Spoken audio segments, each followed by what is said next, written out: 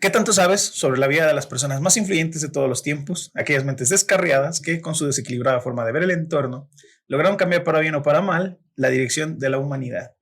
Bienvenidos al octavo episodio de Palabras Clave Podcast, en donde te contaremos cómo fue la vida de estos personajes tan poco ordinarios. El día de hoy nos acompaña, y es un gustazo para nosotros tenerla aquí, la maestra Luz, una maestra políglota, maestra de historia. Ha viajado mucho. Ah, sí, toda la República la conozco toda. Y el día de hoy nos acompaña para contarles la historia que, bueno, pues ustedes ya vieron en el título, pero vamos a empezar un poco fuerte. Ante Dios y ante el mundo, el más fuerte tiene el derecho de hacer prevalecer su voluntad. Adolf Hitler.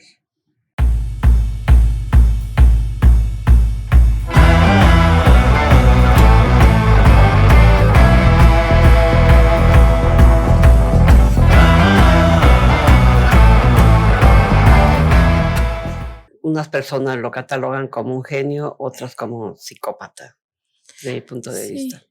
Yo creo que la combinación de los dos. De hecho, está muy curioso porque como que hemos intentado ver documentales para armar nuestros resúmenes, pero nos dimos cuenta como que los documentales no son la mejor fuente y ya nos estamos inclinando a puros libros, porque luego en los documentales que vi, que fueron 2 nada más, y ya dije, no, esto no sirve, tachan a Hitler de tonto, como no, tenía un retraso, así era, como que estaba loquito, y yo, ok, ha de haber tenido algunos conflictos mentales, sobre todo en sus relaciones interpersonales, pero como loco, como tal tonto, retrasado, no es así. Para nada. Inclusive desde mi punto de vista, para mí fue un estratega y muy importante de guerra. Yo lo comparo con Napoleón en ese aspecto. Lo fue y lo vamos a contar. Bueno, nuestra historia comienza en Braunau am Inn, una pequeña aldea ubicada en el país de Austria, justo a un lado de la frontera con Alemania, en aquel entonces parte del Imperio Austrohúngaro. Más o menos traigo el dato de que esta ciudad se encuentra a 121 kilómetros de Múnich, que en este caso sería como 1 hora 20 minutos de camino en carretera. Lo más interesante de este pequeño parrafito con el que empezamos es que no sé si ustedes lo sabían, pero Hitler no es alemán. Así es. Yo pensé que sí era es austriaco. De hecho, yo también pensé hasta que empecé con el resumen y fue, ¿qué pasó? Sí. Alois, hijo ilegítimo, no pudo usar su apellido hasta que su padre, Johann Heydler, lo reconoció cuando tenía ya 39 años, adoptando entonces el nombre de Alois Hitler. Probablemente estas variables del apellido Hitler, o como les dije ahorita, Heydler, derivan de Hut, que significa choza, o también el apellido puede llegar a significar pequeño campesino o el que vive en una cabaña. Okay. Entonces hacían ahí pequeñas variaciones de los apellidos, pero el significado de origen podría ser este.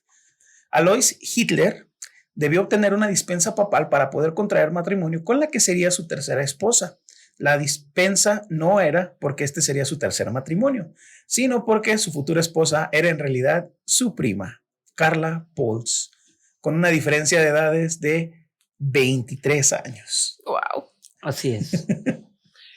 ¿Que apenas tiene un año tu futuro esposo? Nostradamus cuando predijo la Segunda Guerra Mundial y le puso, en lugar de Hitler, le puso Hister, fue porque la confusión de los apellidos de Hitler no se saben realmente de qué origen vienen. Se había escuchado Hister, algo así. O Hitler o Genter, ¿sí? Por eso Nostradamus le dio la nominación de Hister en lugar de Hitler. Porque él lo vio así.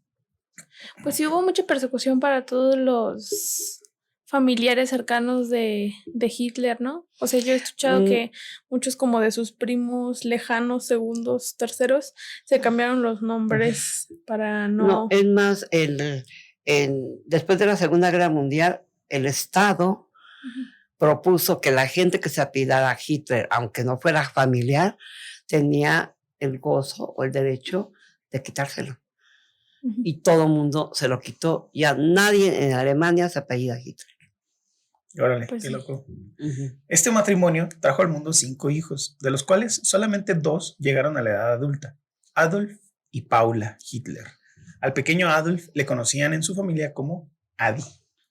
Adolf viene del antiguo alto alemán que significa lobo noble.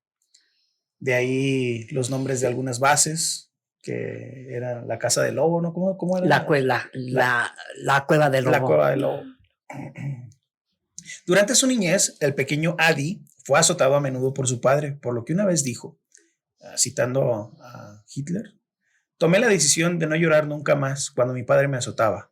Unos pocos días después tuve la oportunidad de poner a prueba mi voluntad.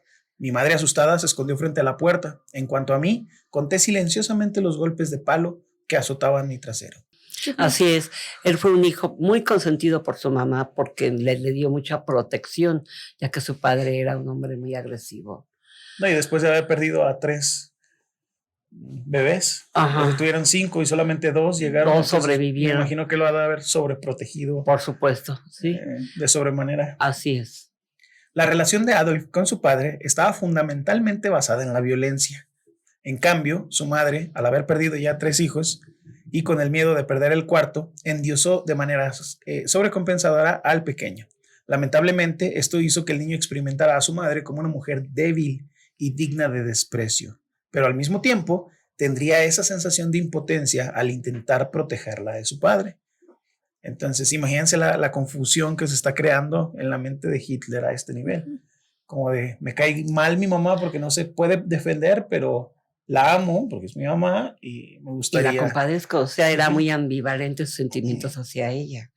Y de ahí nace el famoso de los hombres, el machismo, de odiar a las mujeres, pero necesitarlas al mismo tiempo.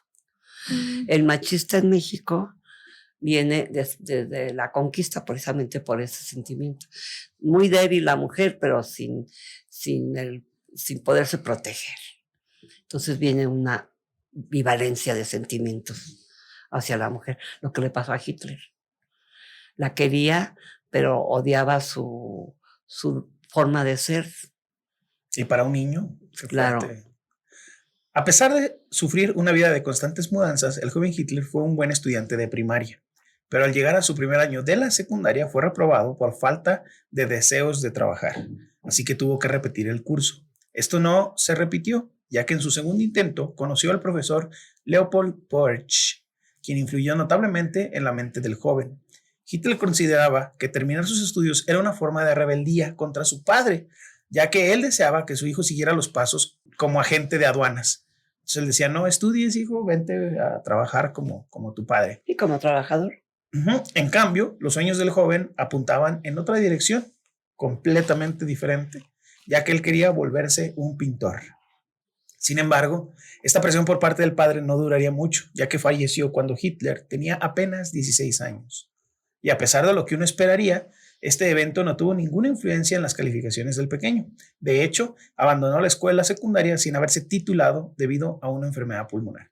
Se enfermó fuertemente durante un tiempo y dijo, ¿sabes qué? Yo no puedo con la escuela por ahorita.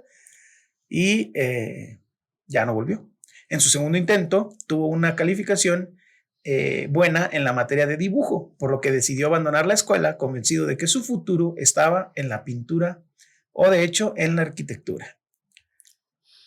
Es como, me va bien en la clase de música. En ese aspecto era muy, muy raro, porque cuando había épocas que le echaba ganas a lo que él quería, dibujo o arquitectura, y después le llegaba un letargo empezó en la secundaria, que quería estudiar, le llegó un letargo de no hacer nada, y luego de repente iniciar.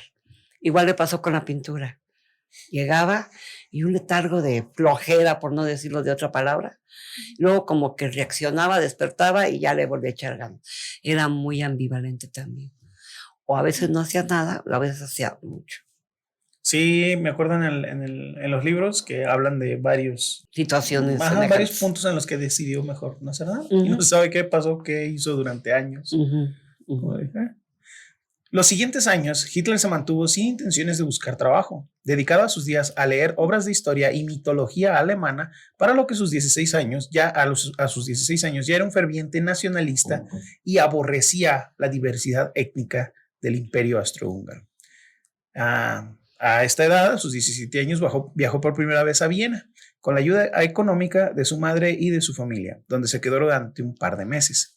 Estando ahí, visitó la Academia de Bellas Artes de Viena y presentó las pruebas para ser aceptado en el curso de pintura.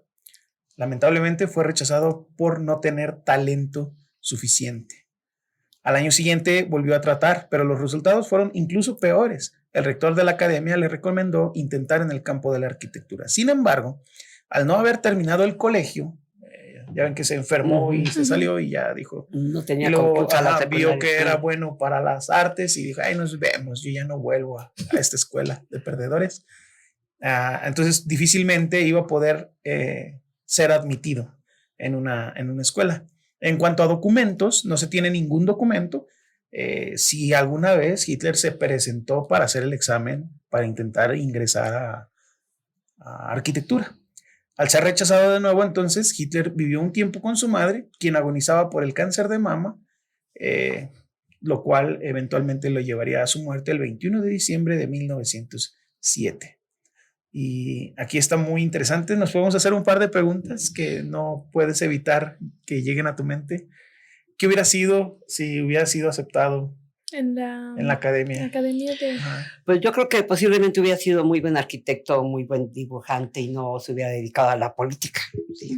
Hay un par de pinturas por él ahí en internet. Varias, se ven. inclusive a mí me gustan. Yo no sé nada de arte, pero no, a mí tampoco. Muy pero hay bocetos inclusive a lápiz muy buenos que se lo rechazaron. No entiendo por qué, porque era bueno. ¿Sí? Y yo creo que si él se hubiera enfocado en el arte o en la arquitectura, que era su pasión, hubiera sido pues, muy buen profesionista, pero bueno, eso, el hubiera no existe. También aquí está como de, no sé, dice que lo intentó uno y el otro año en la academia que él quería, pero pues... Igual lo intentas en otra. Puedes intentar en otra academia no tan popular, no sé. O en un aspecto personal como Van Gogh, por ejemplo. Él empezó independiente y se empezó a llamar la atención por sus mismas obras, no porque se haya metido a una galería o X él solo. Sí, de acuerdo. También tiene que ver mucho con la perspectiva de cada quien, ¿no? Porque, por ejemplo, en nuestro capítulo anterior, que era Marie Curie, fueron muy contemporáneos, refiriéndome a las mismas fechas en las que ambos estuvieron vivos. Y ella queriendo estudiar a toda costa y él también, pero una con el apoyo de su familia y el otro con nada de apoyo o así. De hecho, sí, imagínate si él hubiera enfrentado alguno de los retos que enfrentó Marie Curie. A lo mejor también yo lo hubiera dicho, ¿sabes qué? No. O como muchos, mira, cuando alguien realmente te gusta, como hablo de mi caso, que no estudié historia porque las situaciones no se permitieron, me tuve que enfocar a idiomas, pero ya después, por mi cuenta, estudié lo que me gusta. Exacto. Y por mi cuenta no tengo una licenciatura en historia, pero si algo a eso vamos, si a él le hubiera gustado realmente, él hubiera regresado de alguna manera. Sí, así es. Y más teniendo después los recursos y los medios para hacerlo. Pero bueno. Una vez que se volvió huérfano, volvió a Viena para sobrevivir realizando trabajos como obrero en la construcción, cargando maletas en la estación de tren y barrer la nieve. Su situación económica no me lo puedo imaginar. Le cargo las maletas, señor. Maleta, sí, señor. Por favor, una monedita. Con las palas de nieve. Bueno, es que yo creo que él nunca pensó ni llegar a donde llegó, definitivamente. Ser el canciller de Alemania nunca pensó, ni tener la cantidad de dinero, ni todo lo que se robó de toda Europa, ¿no? O sea, era el más rico del mundo en esa época. Sí, es cierto. También la otra era de... sus papás no alcanzaron a ver al monstruo. Para nada. Y ni disfrutar del dinero que hubieran podido disfrutar. Nada. Entonces, cuando él estaba de maletero o recogiendo nieve, nunca se imaginó que iba a ser el mero de Alemania, por ejemplo. Sí, él era austriaco, acuérdense. Todavía. Su situación económica no pudo mejorar, por lo que un día lo rechazaron de su apartamento y tuvo que vivir miserablemente en un hostal. Incluso fue un frecuente usuario de los comedores de indigentes.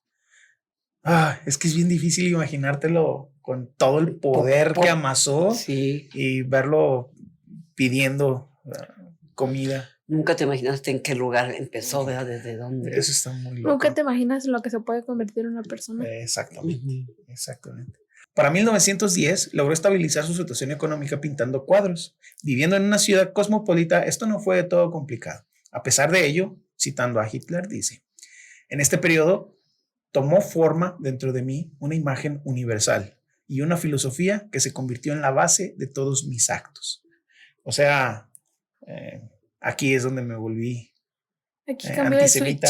Ajá, aquí me volví loco. Fue como el maíz que sembró el antisemitismo. Así es. Fue en este lugar donde el mismo Hitler aceptaría en su propio testamento haber creado sus ideas políticas y raciales. Intentando huir del servicio militar en su propio país, donde tendría que presentarlo junto con judíos y eslavos, se trasladó a Múnich en 1913, aunque más adelante diría que había abandonado Austria debido a que la mezcla de razas en Viena le causaba repugnancia. O sea, él presentó esto como si fuera un pretexto racial, cuando en realidad estaba huyendo del ejército, del servicio militar. Solamente duró un año en Alemania, ya que en 1914 fue localizado por las autoridades austriacas y lo obligaron a volver a su país, donde fue sometido a un examen médico para evaluar su aptitud y entrar al servicio militar. O sea, vas a entrar porque vas a entrar. Lo malo es que el resultado del examen médico dictaminó que no era apto.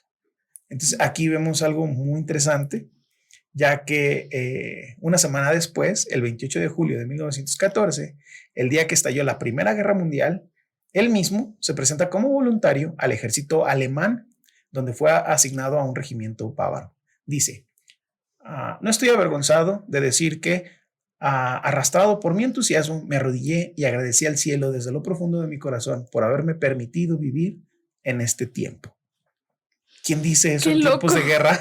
Sí. No, lo que pasa es que como estaba tan paupérrimo, no tenía ni qué comer, era la única opción para sobrevivir.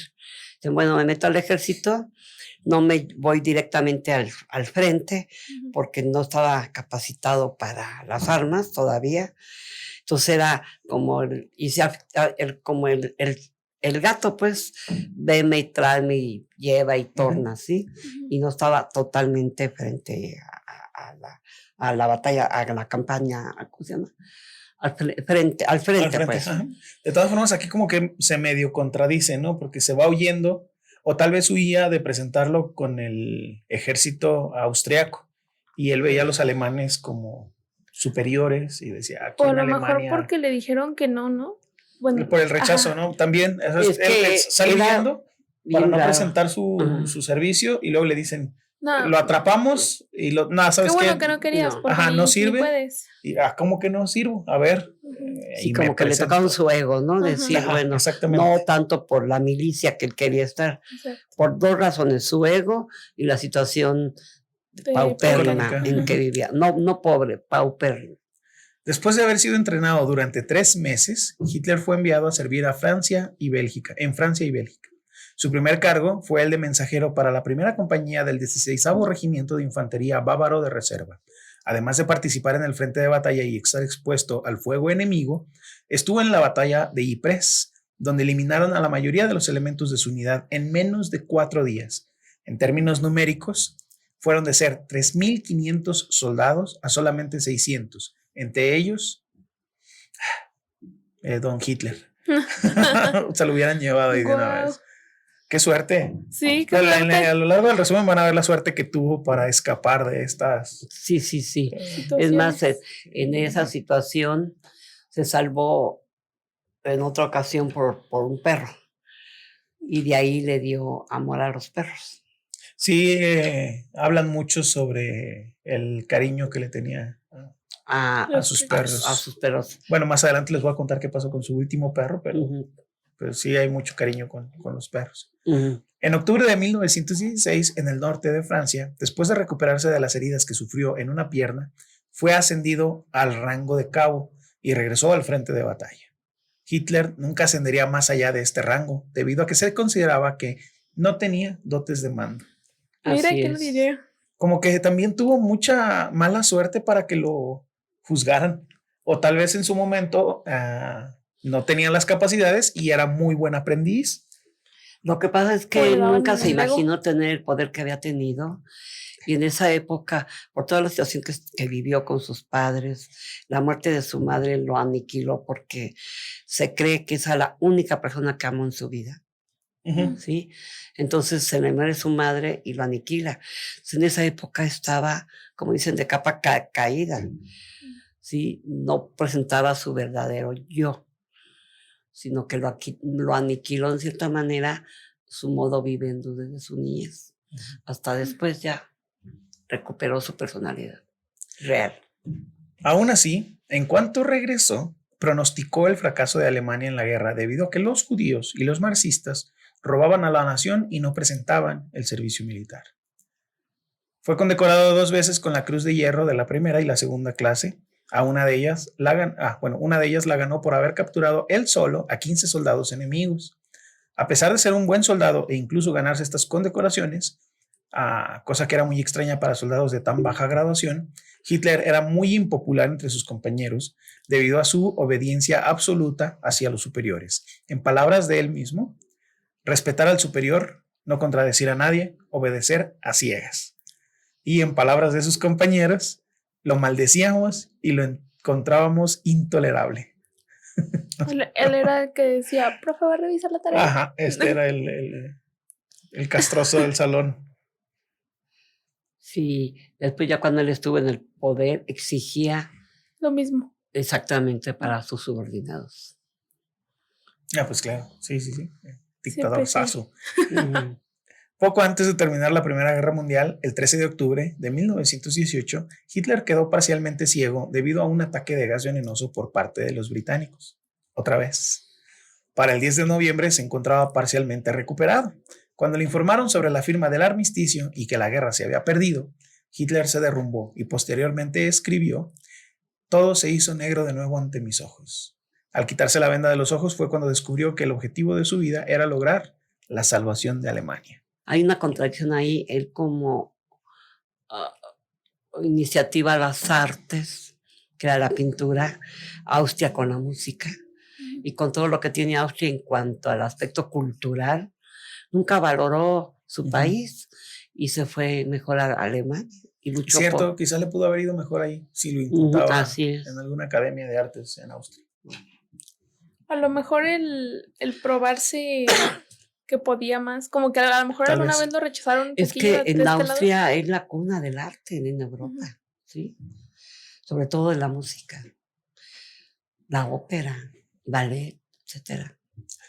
Mientras tanto, su tratamiento incluía a un médico militar y un especialista en psiquiatría, quien diagnosticó al cabo como, y citó, incompetente para comandar gente y peligrosamente psicótico. Es que ya lo habían detectado. Solo hubieran revisado y su desde historial. esa época, imagínate, en esta época le hubieran puesto otro calificativo. De hecho, incluso una vez su propio comandante dijo: nunca promoveré a este histérico. Es la prueba viviente de cómo siempre los incorrectos llegan al top de la política. No, es que mira, cuando convives laboralmente o sea, con una persona, o en la escuela, por ejemplo, durante 5 años, 4 años, realmente la conoces, ¿sí? De todas formas, sí es cierto que los mecanismos políticos, en la mayoría de los lugares democráticos, son unas máquinas para generar mediocres y darles el poder a los mediocres.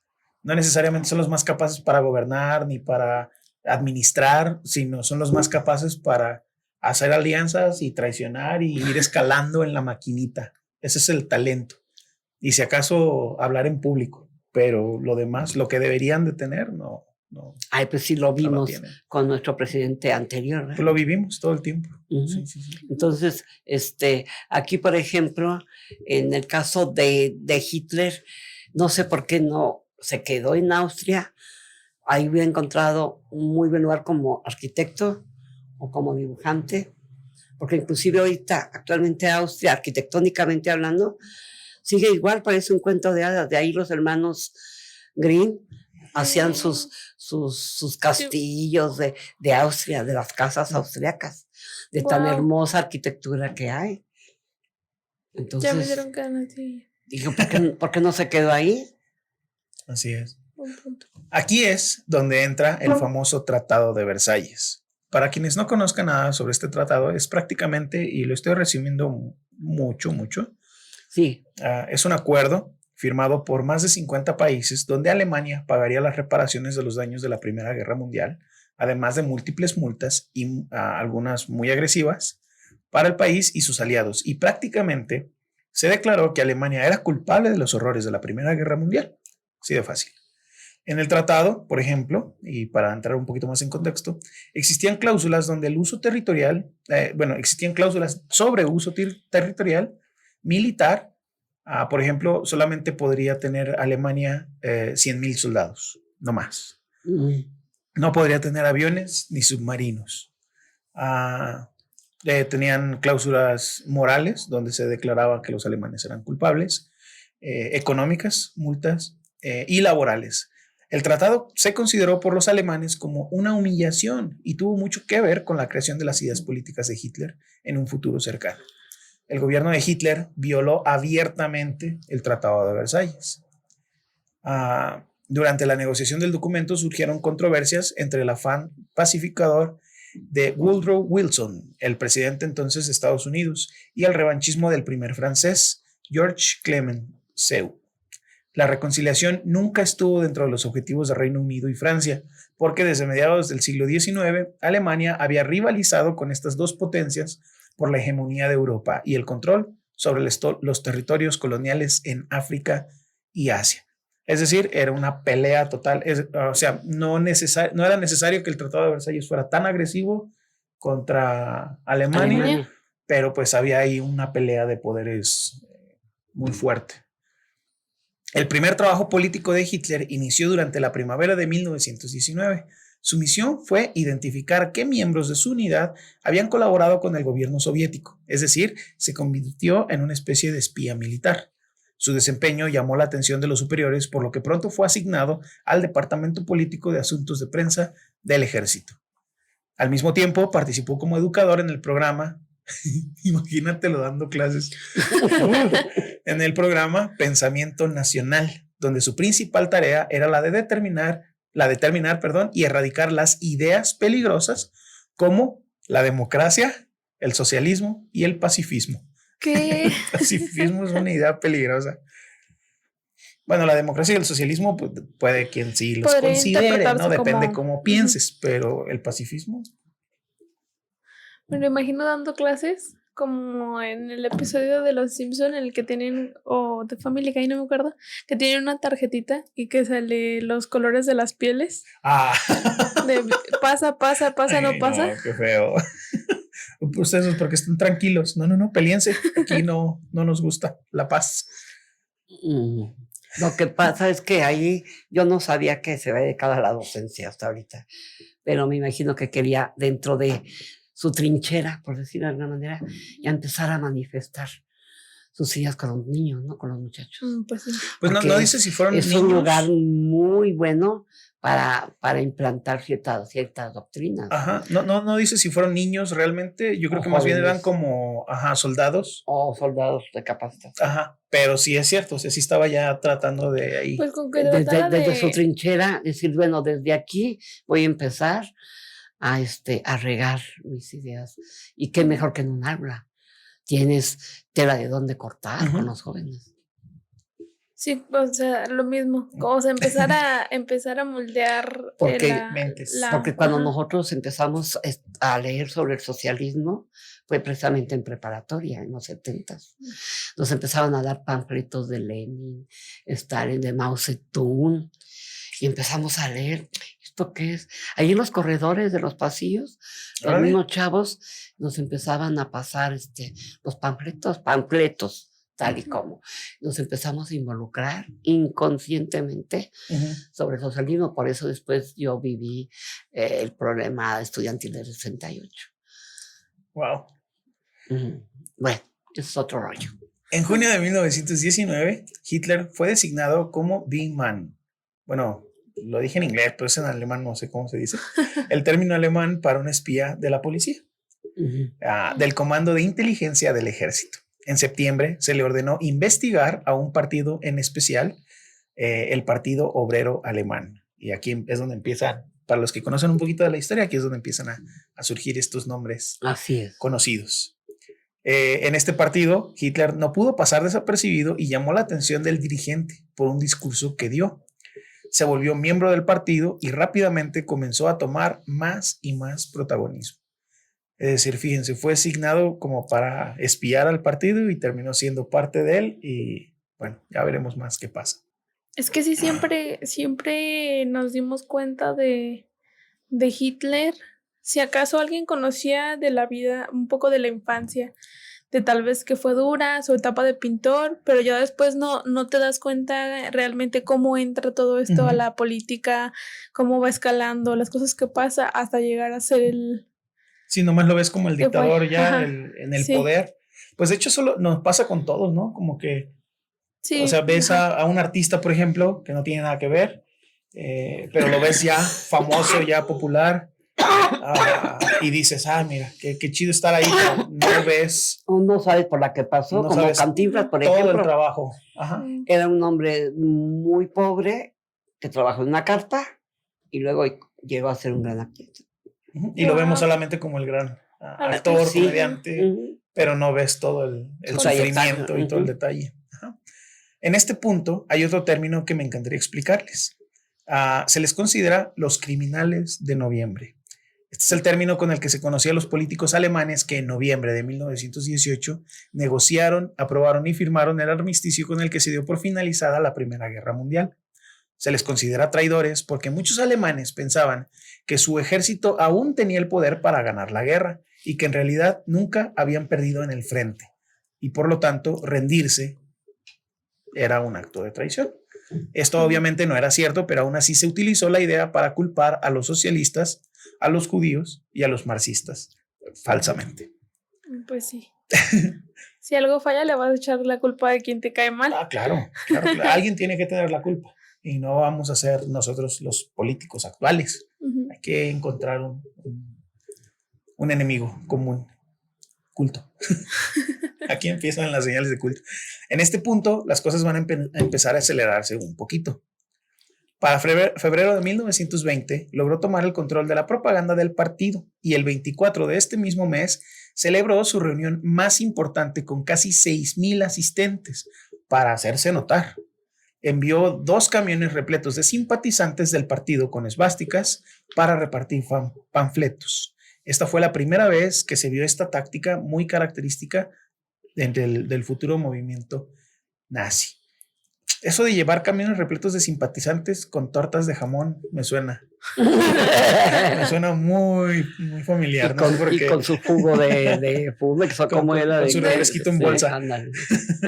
El 1 de abril de 1920, Hitler abandona su cargo en el ejército y el Partido Obrero Alemán cambia su nombre a Partido Nacional Socialista Obrero Alemán, mejor conocido como el Partido Nazi. Aquí se empieza a poner más fea la cosa.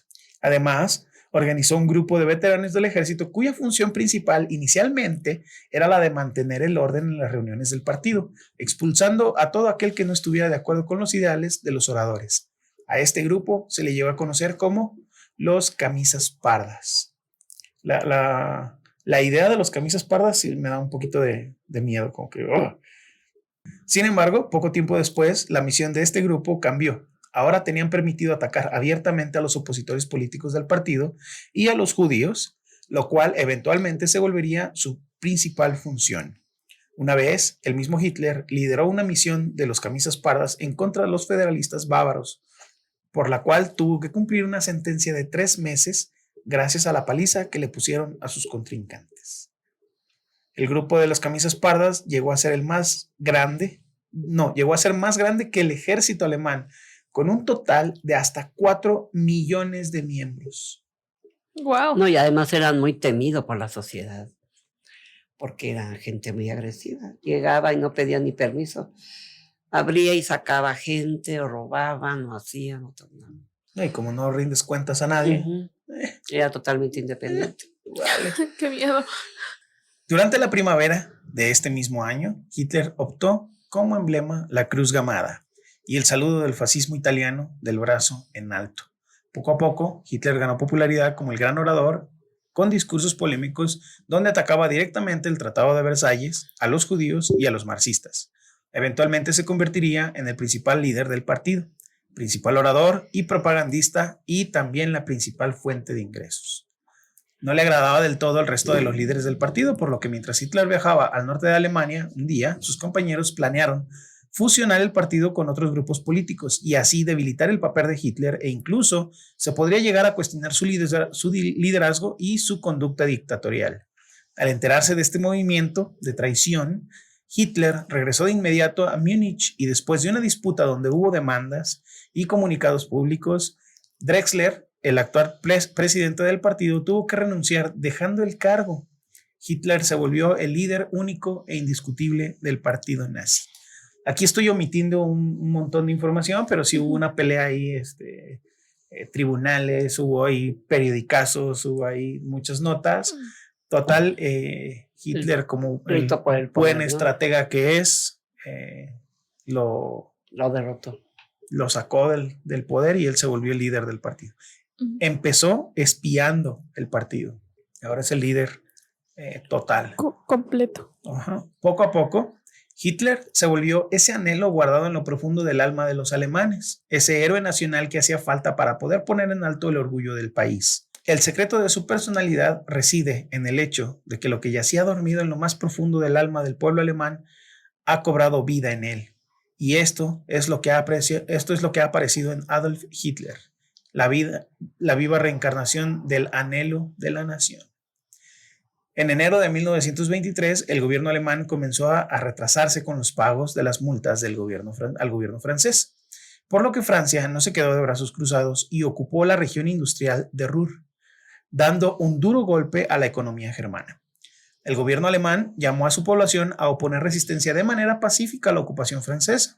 Aunque esta estrategia no funcionó en lo absoluto, para el 26 de septiembre el canciller de Alemania, Gustav Stresemann, decidió restaurar los pagos a Francia.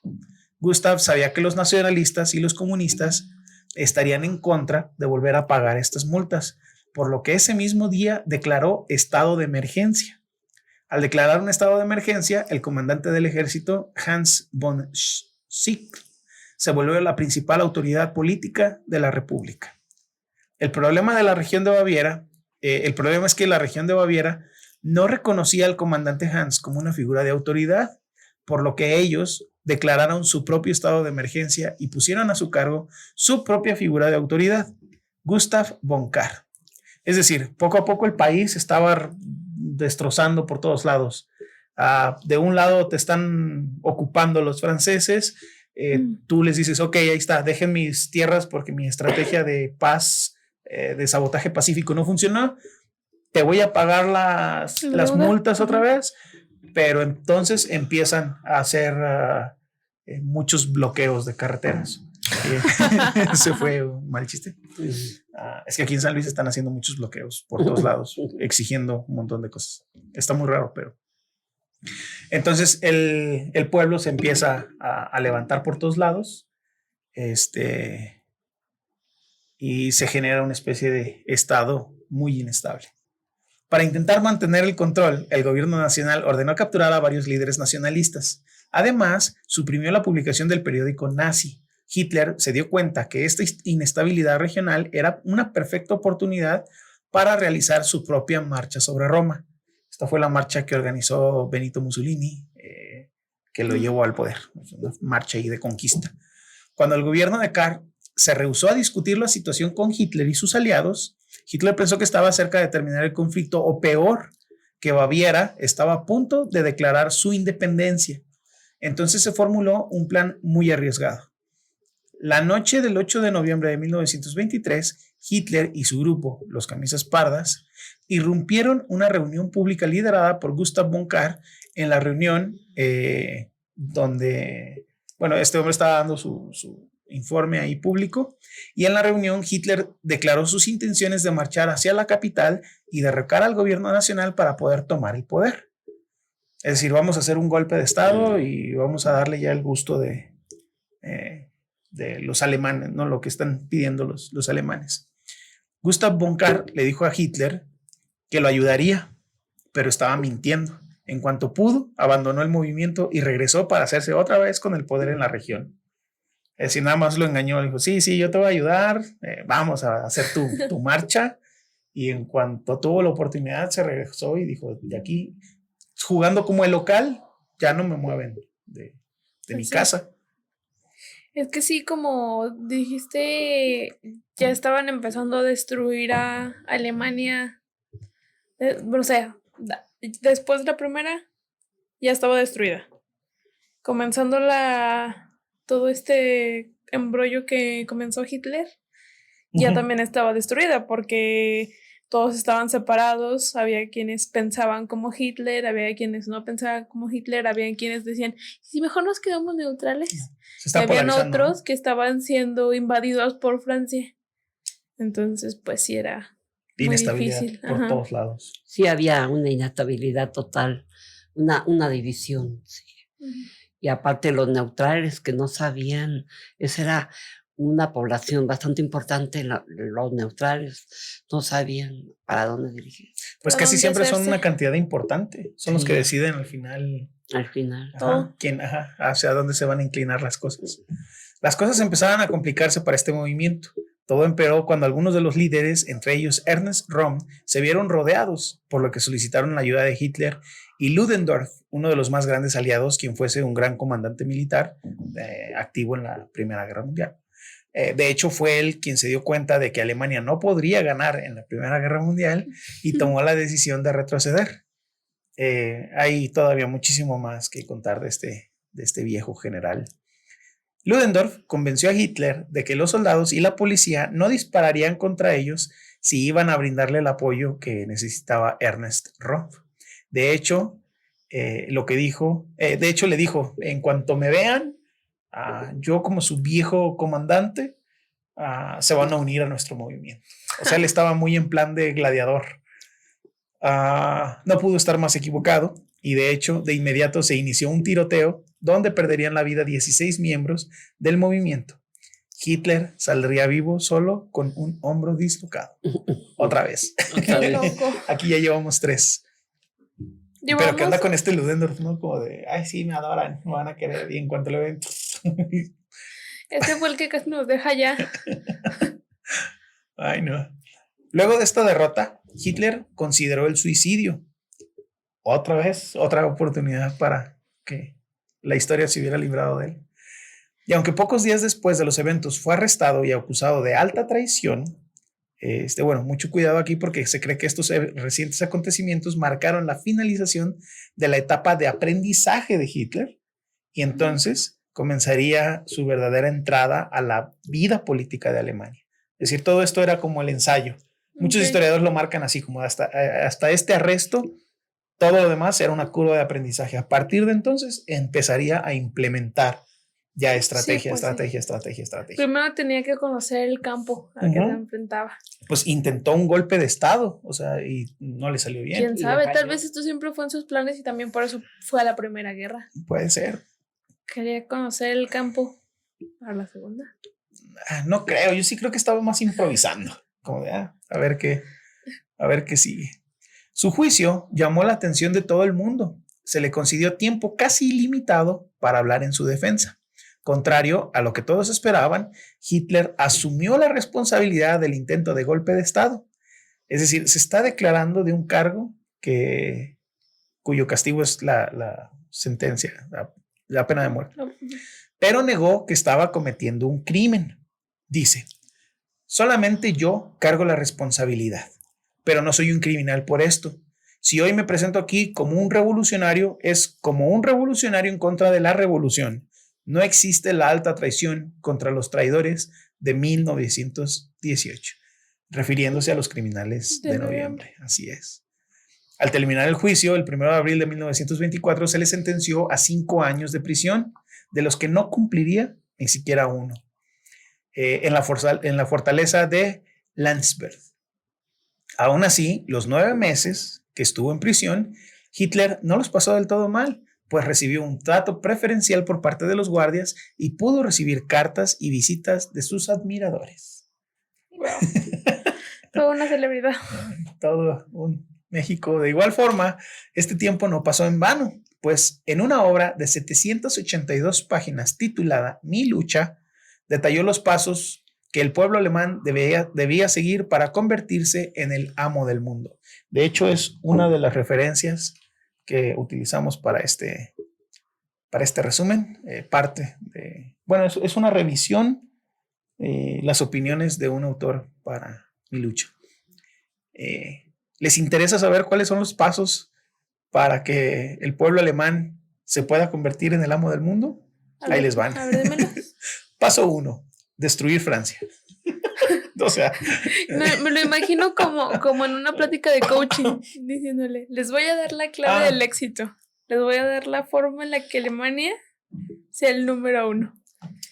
Empecemos con eliminar a los de franceses. 4 pasos para que México conquiste el mundo. Paso número 1. Él pensaba como si hubiera hecho la receta de un pastel, ¿no? Ajá. Ya hasta me imaginé la musiquita de los tutoriales. Después, paso 2, expandir Alemania. Lograr el espacio vital alemán, así le llamaba él, como tener las tierras suficientes para hacer todo lo que quería hacer. Tercero, no buscar colonias en África o Asia. Este está raro, no suena como un paso, más bien. Pues es que la raza. O sea, no iba a querer la raza. Lo primero que hizo después es anexar a Austria, ¿no? Ajá. O sea, Europa, no, ¿para qué se iba a otros lugares si tenía disponibilidad de euro? ¿Para qué irse con los de otro color si podía extenderse con el mismo? Con Europa, con los blancos. Con los sajones. Con los altos. Y paso número 4, expandirse hacia el este, Rusia. Pues el pueblo alemán, dice entre comillas, tiene el derecho de desalojar a sus ocupantes. Sí, va a estar difícil, ¿eh? Pues él decía, nosotros tenemos el derecho de ocupar Rusia y los rusos para allá. Y el ruso, vente a ver. Cálale, ¿qué pasó, no? Te invito. Cuando entró por Leningrado, ahí sí ya. Y los rusos, el invierno se acerca. La naturaleza no ha reservado esta tierra para la futura posesión de una nación o raza en particular. Por el contrario, esta tierra existe para que el pueblo que posea la fuerza de tomarla. Así es como se refería Hitler a Rusia. De quien pueda, que la gane. Ajá. El que tenga la fuerza, que pues es tierra de gente fuerte. Y de hecho sí se quedaron, ¿no? No se ve ahí como que se meten a las albercas con hielo y se pelean con osos y toman vodka. Y montan osos y así. Ajá. Cabe mencionar que Hitler siempre consideró que Rusia sería muy fácil de tomar, pues creía que los judíos la controlaban, los bolcheviques. También declaró en su libro que en su sistema de gobierno sería una dictadura. Es decir, desde antes siempre él avisó. La marcó. Sí, yo voy a llegar a gobernar y va a ser una dictadura. No les estoy prometiendo así como aquí de que, ay, sí, te voy a pavimentar tu calle. No. Yo voy a ser un dictador y ya. No hubo chanchullo detrás. Él bien honesto desde el principio. Voy a matar a todos y voy a ser un dictador. Pero no me imagino los demás. Pues va, está bien. Sí. Suena, sí, hay que votar por él. Seguro lo decía de broma. Ya veis que nunca cumplen sus promesas. No, lo que pasa es que sí le dijo a la población, voy a eliminar a mucha gente que no es de aquí, empezando por judíos, por discapacitados y no sé qué, y nos vamos a quedar a pura raza aria. Sí, a lo mejor todos pensaban que ellos eran la raza aria. Sí, y ya. Ay, y se va a extender, y vamos a extendernos y vamos a durar 1000 años, ¿no? Qué equivocados estaban muchos. Y los judíos que lo apoyaron, como que yo no soy de la raza aria.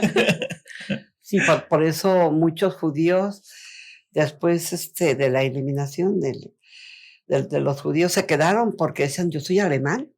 Pues sí. Te guste o no, soy alemán y yo aquí me quedo y soy de raza aria. Bueno, él anunció que su gobierno sería una dictadura y que el Estado tendría muy poco que ver con la economía, pues debía servir principalmente como un organismo racial para preservar e incrementar la cultura. La raza aria debe subyugar a los demás, ya que es la raza superior. ¿Qué tal? O sea, el Estado lo único que va a hacer es meterle dinero a los campos de concentración y todo lo demás. Es que el campo de concentración para él fue un campo de industrialización. Materia prima. Industrialización. Ajá. Sí. Y ya, que cada quien se regule económicamente, ustedes saben cómo le hace. También pronostica que la humanidad se enfrentará a retos que solamente una raza superior podrá confrontar, y para ello debería tener el dominio del mundo. O sea, por eso de ahí quiso incrementar su población aria. De ahí se formaron las famosas ligas feministas, donde las chicas se prestaban para tener hijos con los soldados, y esos hijos se quedaban en el Estado, para que el Estado los criara como soldados. Pero dentro de esas chicas eran obligadas por sus padres y varias de ellas protestaron. Una de ellas o dos se fueron a América. Ya con el tiempo se supo de esta granja, como les decían, de hacer niños, ¿sí? Porque lo reunían durante 15 días sin conocer al soldado, sí, al joven guapo y todo eso, sí, muy escogido, ellas también, para procrear. Pero una de ellas dijo, es que es mi hija y no la quiero dejar, y se fue a Estados Unidos con su hija. Se pudo escapar. Y bueno, esa es otra historia, ¿no? Ya de ahí empezó. Y dice, ¿para qué? Para incrementar la pura raza aria.